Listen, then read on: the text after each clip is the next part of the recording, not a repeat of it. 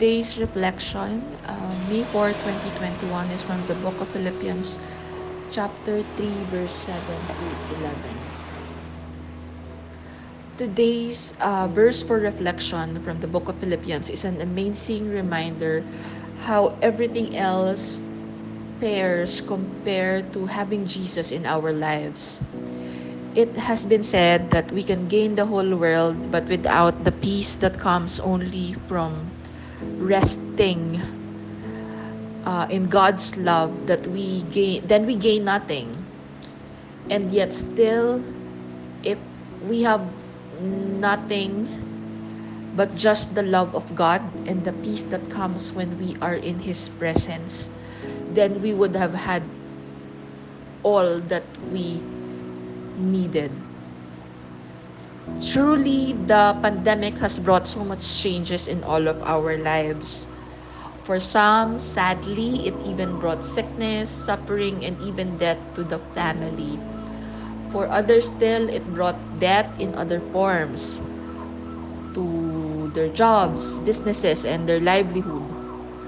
But I think for the most of us, what the pandemic has done for us is that it has cut us off all our usual routines, entertainments, and distractions.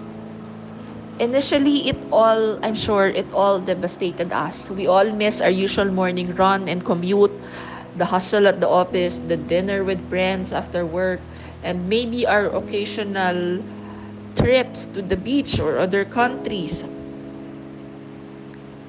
It has emptied us of our worldly attachments.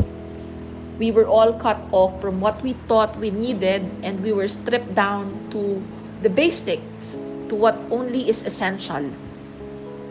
It actually gave us a chance to redefine what is essential. We were locked up in our own homes, and we suddenly see how we really didn't need all the things we thought we needed back then. We did not even have to go out of our homes, and yet life went on. In the face of loss, we knew what was truly important.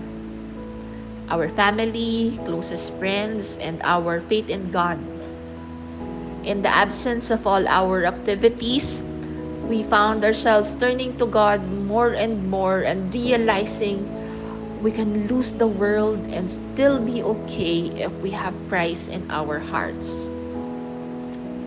In the face of instability of everything we thought we had the chance to only hold on to what is true, what never changes, and what will always be with us.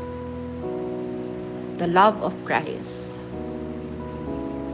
In Philippians chapter 3 verse 7, it is written, "But whatever was to my profit, I now consider loss for the sake of Christ."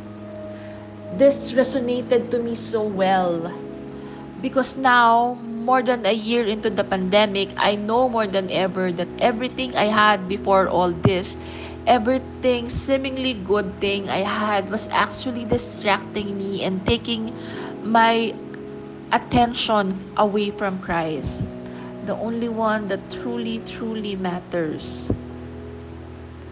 The past year or so have shown us that we can lose everything else, and yet if we find the peace in the love of Christ, then we would have gained everything we needed.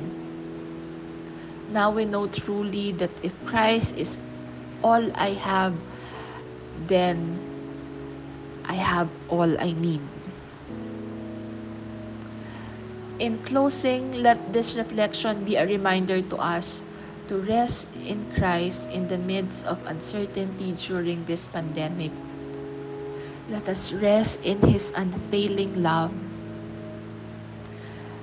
And also, it is also a good reminder for us that when the time comes when we start to open our economies again, and when we start to fill our calendars with our activities again, then we may always find the time for Christ and remember what peace we had when all we had was Him. Thank you and good morning.